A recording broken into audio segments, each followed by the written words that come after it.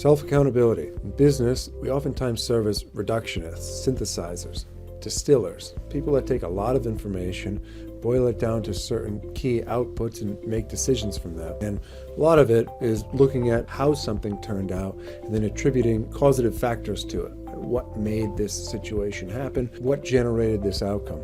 So it's hard at times not to look at yourself and say, well, I didn't reach the optimal outcome. What outside factor led to that result? When in reality, I do think from a personal perspective, and we try to look at it from our own business, is to say self-accountability. All results, good or bad, are the product of God and our efforts, and if something doesn't turn out the way that we want, the only person to blame is look in the mirror. And I think when you do that time and time again, you take on more responsibility for the outcomes. You take on more responsibilities for making sure that you optimize the efforts.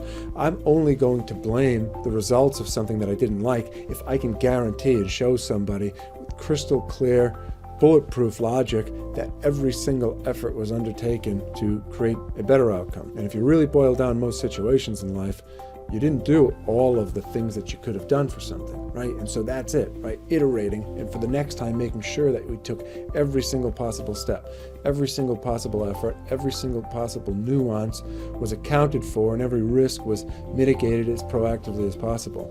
And by looking at it again at the end of the day in the mirror, saying, okay, did this turn out well? And I don't have anyone else to blame but ourselves, good or bad, it creates a process by which further seeking of perfection, further seeking of improvement, and further self-accountability just continues to self-fulfill and become a self-fulfilling cycle or prophecy, as they say.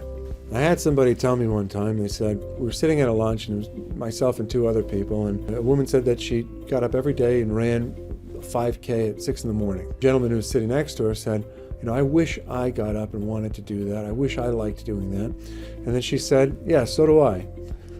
Right, and the point of it being is the people that progress, or the companies that progress the most forward, are the ones that do the hard things even when they don't want to, do the undesirable things that they know are right even when they don't feel like doing it right now. And so I took a lot of wisdom from what she said that day. But just the saying is, my mother used to tell me when I called people, smile, because when you speak, you'll sound happy, right?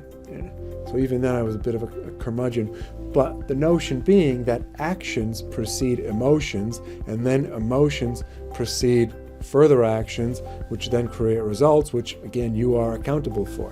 And so do the things that you need to do the things that you know you need to do, and then the emotions follow, and then when there's positive reinforcement, you end up doing more of the right things, and then when there's a result, you have no one to blame or no one else to pat on the back but yourself. So it all starts with self-accountability. It's a big thing that we emphasize at our firm. It's something I try to emphasize in my own life. I appreciate everyone's time.